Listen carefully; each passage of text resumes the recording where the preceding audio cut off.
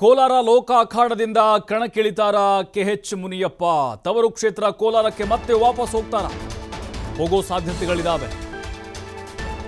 2019ರಲ್ಲಿ ಲೋಕಸಭೆ ಚುನಾವಣೆಯಲ್ಲಿ ಸ್ಪರ್ಧಿಸಿ ಸೋತಿದ್ರು. ಅವರಿಗೆ ಮುಖಭಂಗ ಆಗಿತ್ತು. ಯಾಕಂದರೆ ಬಹಳ ಹಿರಿಯರು, 6 ಬಾರಿ ಗೆದ್ದಂಥದ್ದು ದಾಖಲೆ ಇದೆ ಅವ್ರದ್ದು, ಮುನಿಯಪ್ಪನವರು. ನಂತರ ರಾಜಕೀಯ ಮರುಜನ್ಮವನ್ನು ಕೊಟ್ಟಿತ್ತು ದೇವನಹಳ್ಳಿ ವಿಧಾನಸಭಾ ಕ್ಷೇತ್ರ. ಈಗ ಮಿನಿಸ್ಟರ್ ಕೂಡ ಆಗಿದ್ದಾರೆ ಅವರು, ಆಹಾರ ಮತ್ತು ನಾಗರಿಕ ಪೂರೈಕೆ. ಇದೀಗ ದೇವನಹಳ್ಳಿ ಬಿಟ್ಟು ಮತ್ತೆ ಕೋಲಾರಕ್ಕೆ ಮರಳುತ್ತಾರೆ ಅನ್ನುವಂಥ ಚರ್ಚೆ ಶುರುವಾಗ್ತಾ ಇದೆ. ರಾಜಕೀಯದಲ್ಲಿ ತೀವ್ರ ಕುತೂಹಲ ಮೂಡಿಸಿದೆ ಮುನಿಯಪ್ಪ ನಡೆ. ಮುನಿಯಪ್ಪನವರು ಲೋಕಸಭೆ ಚುನಾವಣೆಯಲ್ಲಿ 19ರಲ್ಲಿ ಸೋತರು. ಅದಾದ ಮೇಲೆ ಮುಂದಿನ ರಾಜಕೀಯ ಭವಿಷ್ಯ ಹೇಗೆ ಅನ್ನುವಂಥದ್ದವ್ರಿಗೂ ಕೂಡ ಚಿಂತೆ ಆಗಿತ್ತು. ದೇವನಹಳ್ಳಿಯಿಂದ ಟಿಕೆಟ್ ಕೊಟ್ಟರು, ಗೆದ್ದರು, ಸಚಿವರು ಆದರು. ಈಗ ಮತ್ತೆ ಕೋಲಾರಕ್ಕೆ ವಾಪಸ್ ಹೋಗ್ತಾರಾ? ಖಂಡಿತವಾಗ್ಲೂ ಹೋಗ್ಬೋದು. ಹೈಕಮಾಂಡ್ನಿಂದ ಅವ್ರಿಗೆ ಒತ್ತಡ ಇದೆ, ಇಲ್ಲ ನೀವು ಲೋಕಸಭೆ ಚುನಾವಣೆಗೆ ಸ್ಪರ್ಧೆ ಮಾಡಿ ಅಂಥೇಳಿ. ಅದು SC ಮೀಸಲು ಕ್ಷೇತ್ರ ಬೇರೆ ಕೋಲಾರ, ಅವ್ರದ್ದೇ ಆದಂಥ ಒಂದು ಹಿಡಿತ ಇದೆ. ಕಳೆದ ಬಾರಿ ಸ್ವಲ್ಪ ಕಾಂಗ್ರೆಸ್ನವರೇ ಅವ್ರ ಸುತ್ತಮುತ್ತ ಇರೋರೇ ಅವ್ರಿಗೆ ಮುಳುವಾದರು. ಆ ಅಸಮಾಧಾನ ಇನ್ನೂ ಕೂಡ ಇದೆ. ಈಗ ಒಟ್ಟಾಗಿ ಎಲ್ಲರೂ ಏನಾದರೂ ಕೆಲಸ ಮಾಡಿದರೆ ಖಂಡಿತವಾಗ್ಲೂ ಅಲ್ಲಿ ಮುನಿಯಪ್ಪನವ್ರು ಹೋಗಬಹುದು. ಬಟ್ ಈಗ ಅವರು ಅಷ್ಟು ಸುಲಭವಾಗಿ ಸಚಿವ ಸ್ಥಾನವನ್ನು ಬಿಟ್ಟು ಹೋಗ್ತಾರಾ? ಬಹುಶಃ ನಮಗನ್ನಿಸ್ತಾ ಇದೆ ಹೈಕಮಾಂಡ್ ಅವ್ರನ್ನ ಮನವೊಲಿಸ್ಬೋದು ಅಂತ. ಯಾಕೆಂದರೆ ಈಗ ಅವರು ಕೇಂದ್ರದಿಂದ ಬಂದಂಥವ್ರು, ಅಲ್ಲಿ ನಿರಂತರವಾಗಿ 6-7 ಬಾರಿ ಗೆದ್ದು ಹೈಕಮಾಂಡ್ ಮಟ್ಟದಲ್ಲೂ ಕೂಡ ಉತ್ತಮ ಒಡನಾಟವನ್ನು ಹೊಂದಿದ್ದಾರೆ. ರಾಜ್ಯ ನಾಯಕರಿಂದಲೂ ಕೂಡ ಅವ್ರ ಮೇಲೆ ನಿರಂತರವಾಗಿ ಒತ್ತಡಗಳಿದ್ದಾವೆ. ಬಟ್ ಫೈನಲಿ ಕೆಎಚ್ ಮುನಿಯಪ್ಪ ಲೋಕಸಭೆ ಚುನಾವಣಾ ಅಭ್ಯರ್ಥಿಯಾಗ್ತಾರಾ? ಖರ್ಗೆ ಅವರು ಏನಾದರೂ ಈ ಕಡೆ ಬಂದ್ಬಿಡ್ತಾರಾ ಅನ್ನೋ ಚರ್ಚೆ ಆಗ್ತಾ ಇದೆ. ಬಟ್ ಇನ್ನೂ ಫೈನಲ್ ಆಗಿಲ್ಲ. ಆದರೆ ಮುನಿಯಪ್ಪನವರ ಮನವೊಲಿಸುವಂತಹ ಪ್ರಯತ್ನಗಳಂತೂ ನಿರಂತರವಾಗಿ ನಡೀತಾ ಇದೆ.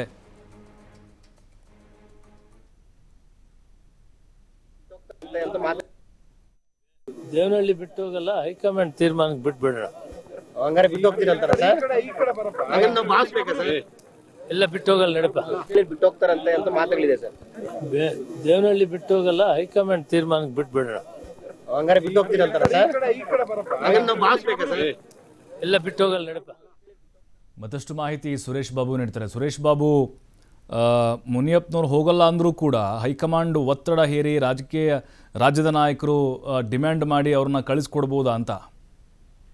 ಖಂಡಿತ ಪ್ರಭು. ಯಾಕೆ ಅಂತಂದ್ರೆ ಈಗಾಗ್ಲೇ ಮಗಳು ಮತ್ತು ಅಳಿಯ ಮಗ ಅವರೆಲ್ಲ ಸಹ ಈಗಾಗ್ಲೇ KGF ಅಲ್ಲಿ ಮಗಳು 2ನೇ ಸಲ ಶಾಸಕಿಯಾಗಿ ಆಡಳಿತ ಮಾಡ್ತಾ ಇರೋದ್ರಿಂದ ಯಾವ ಕ್ಷಣದಲ್ಲಿ ಏನಾದ್ರೂ ಆಗ್ಬೋದು ಅನ್ನೋದಕ್ಕೆ ದೇವನಹಳ್ಳಿನೇ ಉದಾಹರಣೆ ಅಂತ ಹೇಳ್ಬೋದು. ದೇವನಹಳ್ಳಿಗೆ ಯಾವಾಗ ಕೈ ಕೊಡ್ತಾರೋ, ಕೋಲಾರದ ಕೈ ಯಾವಾಗ ಹಿಡಿತಾರೋ ಗೊತ್ತಿಲ್ಲ ಅಂತಕ್ಕಂತ ಅಸಮಾಧಾನದಲ್ಲಿ ದೇವನಹಳ್ಳಿ ಜನತೆ ಇದ್ದಾರೆ. ನಾನು ಹೋಗಲ್ಲ ಅಂತ ಇದ್ರು ಹೈಕಮಾಂಡ್ ಏನ್ ನಿರ್ಧಾರ ಮಾಡುತ್ತೋ ಅದರಂತೆ ನಾನು ನಡ್ಕೊಳ್ತೀನಿ ಅಂತ ಹೇಳಿ ಆರಕ್ಕೆ ಉತ್ತರ ಕೊಡ್ತಕ್ಕಂಥ ಕೆಲಸವನ್ನ ನಿನ್ನೆ ದೇವನಹಳ್ಳಿಯ ಚನ್ನರಾಯಪಟ್ಟಣ ಭೂ ಸ್ವಾಧೀನ ವಿರೋಧಿ ರೈತರು ಏನು ಕಳೆದ 645 ದಿನಗಳಿಂದ ಹೋರಾಟ ಮಾಡ್ತಾ ಇದ್ದಾರೆ. ಆ ಹೋರಾಟದ ಸ್ಥಳದಲ್ಲಿ ಬಂದು ಈ ಮಾಧ್ಯಮಗಳಿಗೆ ಕೇಳಿದಂತ ಪ್ರಶ್ನೆಗೆ ಈಗ ಅನೇಕ ದಿನಗಳಿಂದ ಈ ತರ ಅನುಮಾನ ಇದೆ, ನೀವೇನ್ ಹೇಳ್ತೀರಿ ಅಂತ ಕೇಳಿದಾಗ ಈ ರೀತಿಯ ಸ್ಪಷ್ಟತೆ ಇಲ್ಲದ ಉತ್ತರವನ್ನ, ನಾನು ಹೋಗಲ್ಲ ಅಂತ ಹೇಳ್ತಾರೆ, ಆದ್ರೆ ಹೈಕಮಾಂಡ್ ಏನ್ ನಿರ್ಧಾರ ತಗೊಳುತ್ತೋ ಅದ್ ನಾನು ಮಾಡ್ತೀನಿ ಅಂತಕ್ಕಂಥ ಮಾತನ್ನ ಹೇಳ್ತಕ್ಕಂಥದ್ದು.